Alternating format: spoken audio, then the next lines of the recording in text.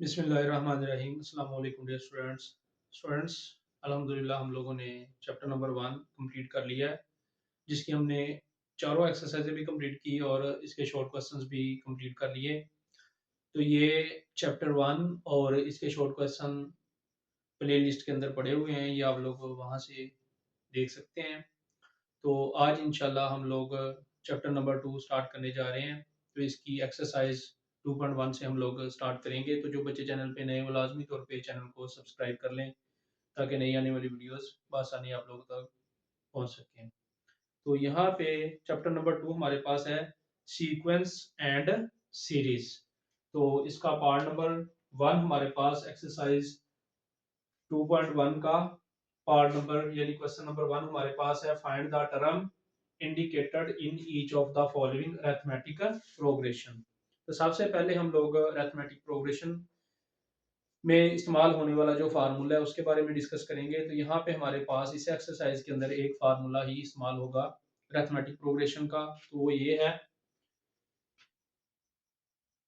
A n is equal to a one plus n minus one into d. ये हमारे पास arithmetic progression के अंदर AP जो है, इसको हम ये अरिथमेटिक प्रोग्रेशन इसको कहते हैं। तो यहाँ पे अरिथमेटिक प्रोग्रेशन का जो फार्मूला है वो है a n is equal to a one जमा n minus one D.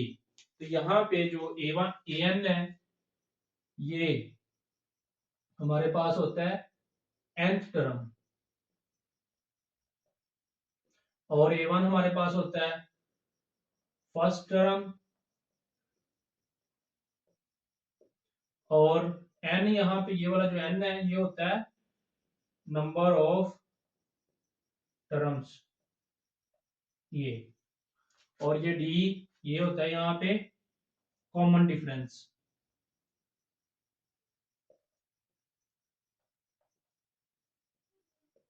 Common difference ये। तो ये फार्मूला हमारे पास a n is equal to a one जमा एन माइनस वन डी। तो यहाँ पे एन nth टर्म, ये nth टर्म यानी कि कोई भी टर्म हो सकती है, और ए वन ये जो ए वन है ये होता है फर्स्ट टर्म, पहली टर्म, और एन नंबर ऑफ टर्म्स होता है, और डी कॉमन डिफरेंस। तो यहाँ पे हम इसकी डिटेल के बारे में डिस्कस करते हैं। तो क्वेश्चन नंबर 1 का जो नंबर 1 पार्ट नंबर 1 हमारे पास है 1 4 7 इट्स सो ऑन, ये आगे तक चली आ रहा है। सेवंथ टर्म टर्म यहाँ पे ये क्या कह रहा है, फाइंड द टर्म इंडिकेटेड। कह रहा है कि जो दी गई टर्म है, जो आपको यहाँ पे क्वेश्चन के अंदर इंडिकेट की गई है, शो की गई है टर्म, वो आप लोग फाइंड करें in each of the following arithmetic progression. इस अरिथमेटिक प्रोग्रेशन के अंदर जो आपको टर्म दी गई है उसको आप फाइंड करें, इंडिकेट की गई टर्म। तो यहाँ पे हमारे पास जो इंडिकेट की गई टर्म है वो है 7। तो हम लोगों ने कौन सी टर्म फाइंड करनी है, 7वीं। तो स्टूडेंट्स जो भी आप लोगों को दी गई हो टर्म, आप लोगों ने क्या करना है, उसको कैसे लिख लेना है, उसको लिख लेना है। ये 7 टर्म उस कह रहा है फाइंड करनी, तो हमने लिख लेना है यहाँ पे A7, ये फाइंड करनी है। कौन सी टर्म फाइंड करनी, 7। तो इसको आप लोगों ने कैसे लिख लेना है, A7 आगे क्वेश्चन मार्क, क्योंकि हमने ये 7वीं टर्म फाइंड करनी, इस तरह लिख लेना है। और दूसरी बात, जो टर्म फाइंड करने के लिए दी गई है n की वैल्यू भी उतनी ही होगी। अगर आपको 7वीं टर्म फाइंड करने के लिए दी गई है तो n जो है उसकी टर्म भी 7 ही होगी। तो हमारे पास 7वीं टर्म फाइंड करने वाली है और n की वैल्यू है 7। अब यहाँ पे हमारे पास ये वाली वैल्यू फाइंड करने वाली है, ये वाली वैल्यू हमारे पास कितनी है, 7 नंबर ऑफ टर्म्स। और अब हमारे पास A1 और D दरकार है, ये दोनों हम यहां से निकालेंगे और इस फार्मूले के अंदर लगा लेंगे। तो स्टूडेंट्स A1 कैसे निकालते हैं, ये जो हमें सीक्वेंस दिया हुआ है, ये जो पहली वैल्यू होती है ये होती है A1 की। तो यहाँ पे A1 की वैल्यू हमारे पास कितनी है, 1। पहली वैल्यू जो है ना ये वाली, ये होती है A1 की, तो A1 हमारे पास आ जाएगा 1। इसी तरह D, अब हमारे पास रहेगा D कॉमन डिफरेंस। तो स्टूडेंट्स कॉमन डिफरेंस मालूम करने का तरीकाकार बड़ा सिंपल है। आप लोगों ने क्या करना है, दूसरी वैल्यू में से पहली को माइनस कर देना है, या तीसरी में से दूसरी को माइनस कर देना है। तो आप लोग ज्यादा बातें जेहन में रखने की बजाय सिर्फ एक ही बात जेहन में रखें कि कॉमन डिफरेंस फाइंड करने के लिए आप लोगों ने दूसरी वैल्यू में से पहली को माइनस कर देना। तो यहाँ पे हम कॉमन डिफरेंस लेने के लिए क्या करेंगे, ये हमारे पास दूसरी वैल्यू है, कितनी है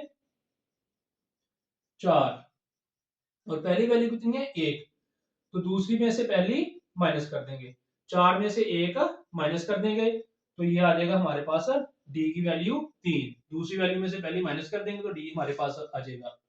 इस तरह हमारे पास एन की वैल्यू भी है, A1 की भी आ गई, और D1 की वैल्यू सॉरी डी की वैल्यू भी आ गई ये वाली। तो हम लोग क्या करेंगे, इन तीनों वैल्यूज को A1, N और D की वैल्यू को इस फार्मूले के अंदर पुट कर देंगे। तो यहाँ पे हम फार्मूला लिखेंगे AN A1 जमा N माइनस 1 D। तो AN की यहाँ पे A और N की वैल्यू, यहाँ पे N की जगह पे N की वैल्यू कितनी है 7, ये लगा देंगे। उसके बाद A1 की वैल्यू यहाँ पे हमारे पास कितनी है 1, ये A1 की जगह पे लगा देंगे, जमा ये N आ रहा है यहाँ पे, N की वैल्यू यहाँ पे हमें कितनी दी हुई है 7, ये लगा देंगे, ये माइनस 1, और D की वैल्यू हमारे पास कितनी है, ये वाली 3 निकली है, ये लगा देंगे। ठीक है जी, तो ये A7, ये 1 ऐसे ही आ जाएगा, ये 7 में से 1 माइनस कर देंगे तो ये हमारे पास आ जाएगा 6, और ये 3 ऐसे ही आ जाएगा। तो यहाँ पे ये 1 प्लस ये 6 3 आर 18, तो यहाँ पे हमारे पास ये आ जाएगा 18, 18 आ जाएगा, 6 3 बार 18, और ये A7, ये 18 और 1 19। इस तरह हमारे पास A7 की वैल्यू आ जाएगी 19। तो स्टूडेंट्स इस तरह आप लोगों ने इनको सॉल्व करना है, ये फार्मूला अप्लाई करना है, इस तरह आप लोगों ने इन बातों को ध्यान में रख लेना अच्छी तरह से, और इस तरह ये फार्मूला सारा तरीकाकार आप लोगों ने अप्लाई करना है। तो स्टूडेंट्स इसका पार्ट नंबर 2 हमारे पास है 7 17 27 इट्स सो ऑन, यानी आगे तक ये वैल्यू चल रही है। आगे 13th टर्म, फाइंड कौन सी टर्म करनी है, 13वीं टर्म 13। तो यहाँ पे स्टूडेंट्स उसी तरह ही हम लोगों ने कौन सी टर्म फाइंड करनी है, 13वीं टर्म। तो यहाँ पे ये आ जाएगा A13, ये हमने फाइंड करनी है, और जो यही ये वाली टर्म है वही वैल्यू N की होनी है। ये बात आप लोगों ने लाजमी तौर पे ध्यान में रख लेनी है, यही वैल्यू क्या होनी है N की, नंबर ऑफ टर्म्स। आगे स्टूडेंट्स आप लोगों ने क्या करना है, ये जो पहली वैल्यू है ये किसके बराबर आती है A1 के, ये फर्स्ट टर्म होती है, ये पहली वैल्यू A1 के बराबर आ गई।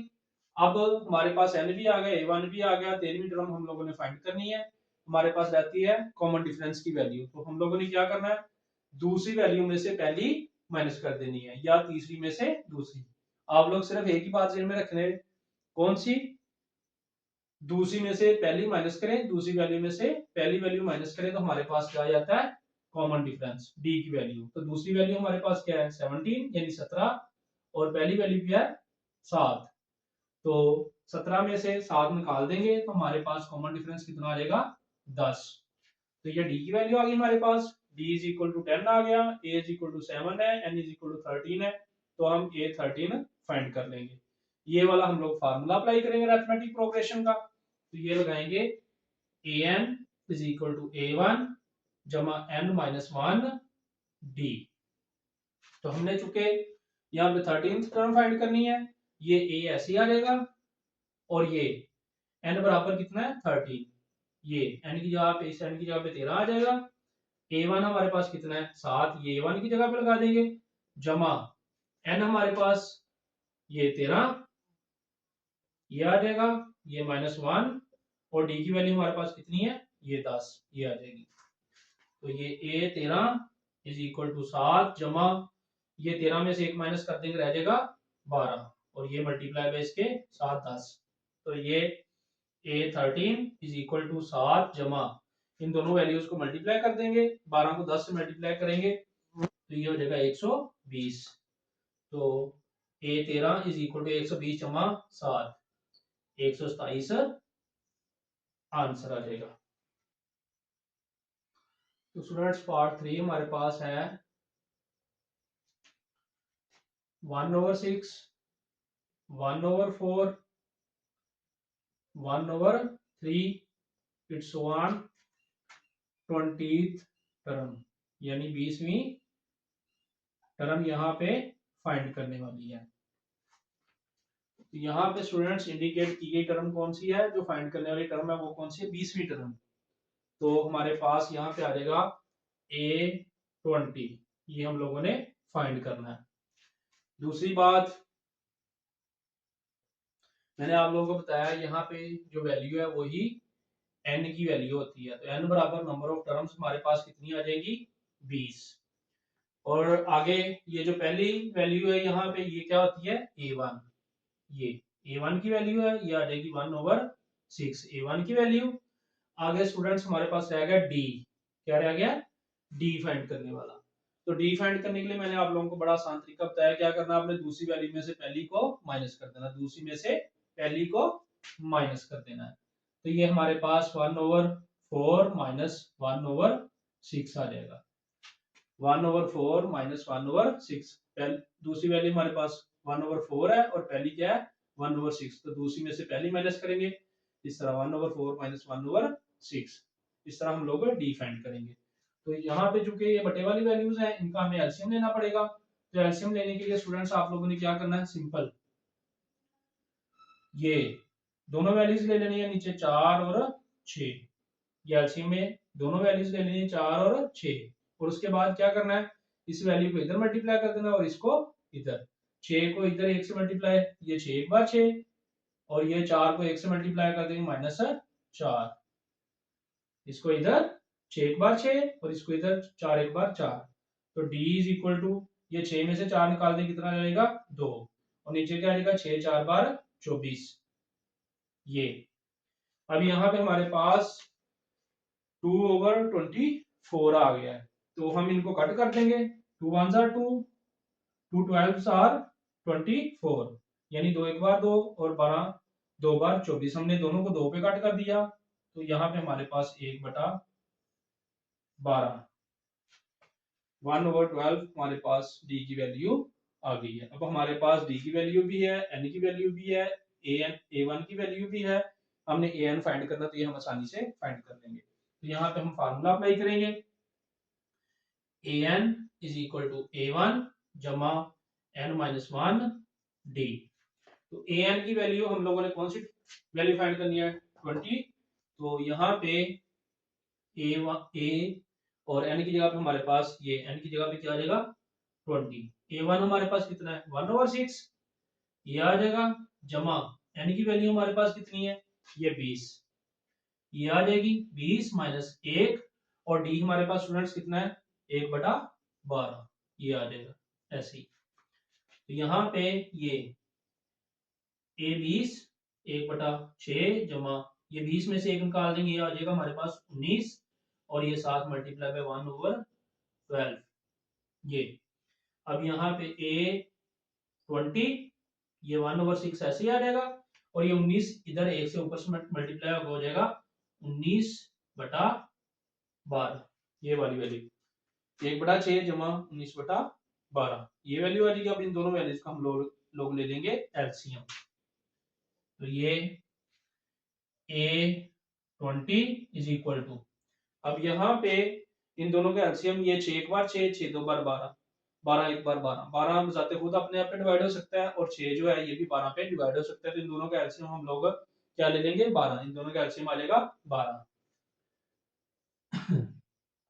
ये तो स्टूडेंट्स क्या करेंगे, इसके ओवर में बटे में जो वैल्यू है, इसको जो हमने एलसीएम लिया 12 उस पर डिवाइड करेंगे।